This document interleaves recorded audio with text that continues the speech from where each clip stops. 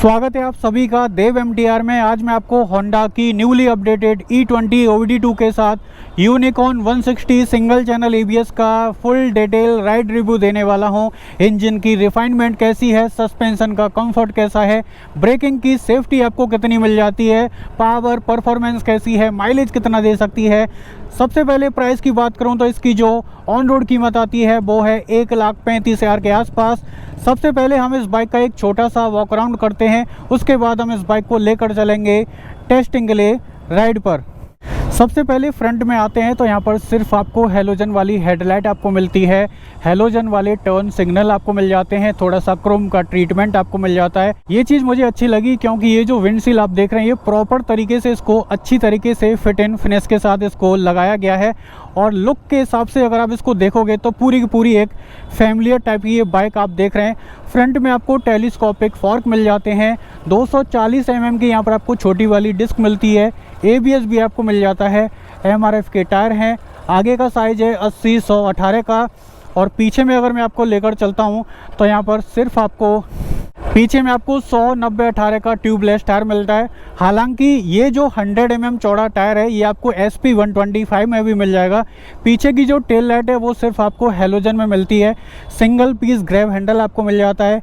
798 mm की seat height है। बाकी सीट का कंफर्ट कैसा है जब हम बाइक को चलाएंगे तो आगे में बात करेंगे। यूनिकॉर्न की ब्रांडिंग दी गई है जिसमें क्रोम का स्टिकर आपको मिल जाएगा। सबसे पहले आप इसके साउंड को सुनो भाई,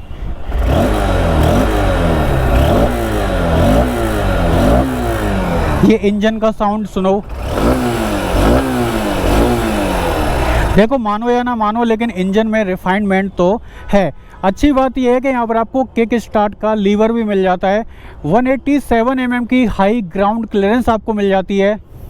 इंजन और पावर की अगर मैं बात करूं तो इसमें 162 cc का air cooled 4 stroke 2 valve BS6 FI engine दिया है जो 12.91 PS की पावर देता है। और इसमें 14 न्यूटन मीटर का टॉर्क मिल जाता है। इंजन जो है वो एयर कूल्ड है जो कि हवा से ही ठंडा होगा, तो पावर आपको थोड़ी सी कम मिलती है। बाकी चलाएंगे तो आगे में बात करेंगे। और जो एग्जॉस्ट आप देख रहे हैं ना ये काफ़ी ज़्यादा लॉन्ग है। हालांकि अगर आपने इनकी जो अचीवर वगैरह देखी होगी जो हीरो होंडा की आती थी, कुछ उसी तरह का दिया गया है। फिर में हाइड्रोलिक टाइप का मोनोशॉक सस्पेंशन आपको मिल जाता है जो कि एडजस्टेबल है। तो ये 2-3 जो चीज़ें हैं वो इसकी सबसे ज़्यादा हाईलाइट हैं।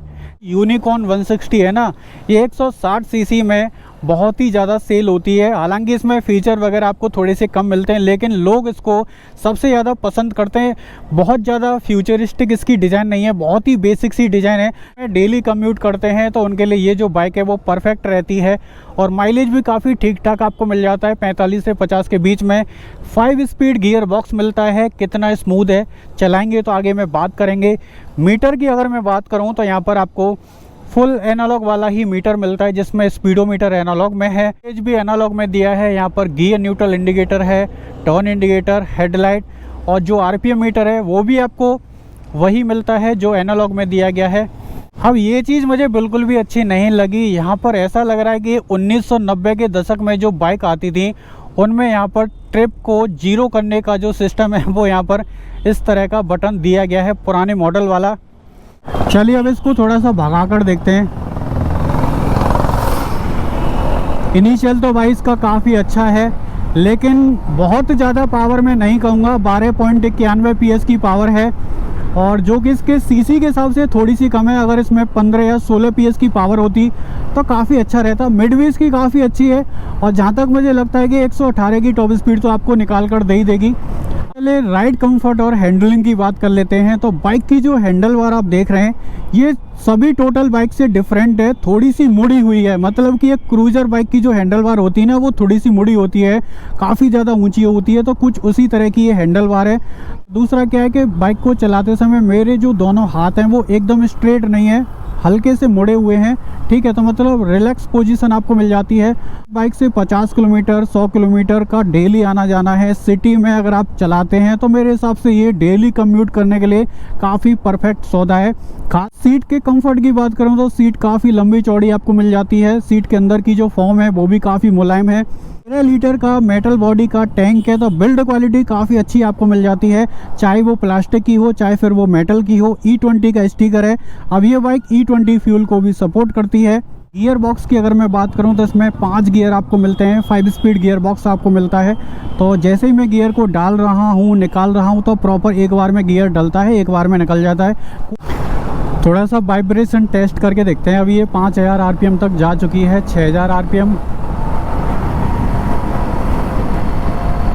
7000 RPM तक मैंने इसको भगाया था अभी।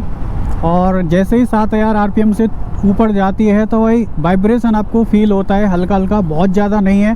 टंकी के ऊपर में होता है, फुट पैक्स के ऊपर में होता है और इसके हैंडल बार के ऊपर में होता है जब आप इस बाइक को 7000 RPM से ऊपर में चलाते हैं। तो 50-55 का मेरे हिसाब से ये माइलेज आपको दे भी सकती है। इसमें कोई बड़ी बात नहीं है क्योंकि वजन इसका काफ़ी कम है, लाइट वेट बाइक है, वेट रेशियो अच्छा है।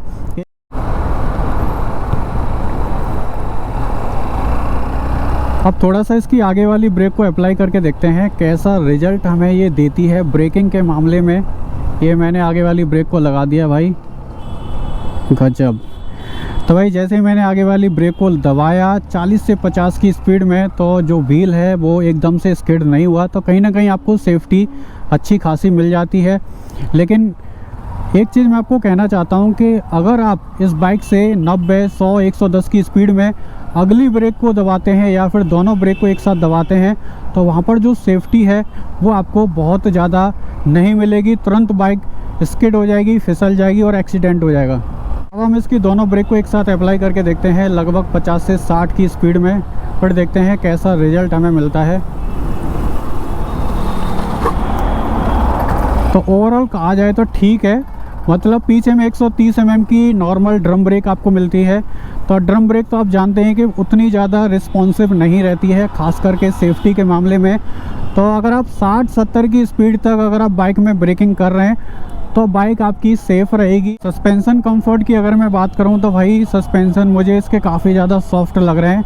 जितनी भी इनकी 160 cc या फिर हॉर्नेट जैसी बाइक आती हैं उनसे तो मुझे काफ़ी सस्पेंशन सॉफ्ट लग रहे हैं। ठीक है, तो गड्ढे में से मैं निकाल कर देखता हूँ, ये देखो, मतलब बहुत ज़्यादा कोई झटका वगैरह नहीं लगता है।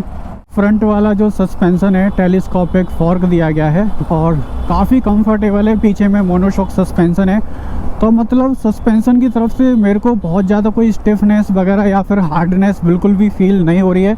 ओवरऑल जो सस्पेंशन है वो काफ़ी ज़्यादा सॉफ्ट मेरे को लग रहे हैं। इतने ज़्यादा सॉफ्ट सस्पेंशन तो मुझे जो है वो SP 160 आती है ना, उसमें भी फील नहीं हुए थे जितने इस बाइक के सॉफ्ट सस्पेंशन है। इसके रियर में 100 mm का चौड़ा टायर मिलता है जो कि काफ़ी ज़्यादा पतला है। अगर इसमें कम से कम 120 mm का चौड़ा टायर तो देना चाहिए। और हाँ, साथ में पीछे में डिस्क ब्रेक भी इनको देनी चाहिए। अगर मैं इसकी मैन्युअरबिलिटी की बात करूँ तो भाई गजब है यार इसकी मैन्युअरबिलिटी के मामले में भी।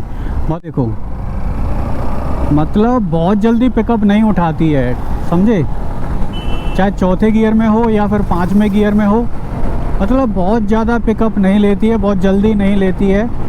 प्राइस के बारे में बात करूं तो इसकी जो ऑन रोड कीमत है वो है 1,34,578 रुपये, मतलब कि मोटा मोटी 1,35,000 रुपये की पड़ जाती है ऑन रोड। इस बाइक को आप ख़रीद सकते हैं Cloud9 होंडा 2 व्हीलर शोरूम, जैसो रोड, मध्यम ग्राम, कोलकाता शोरूम से।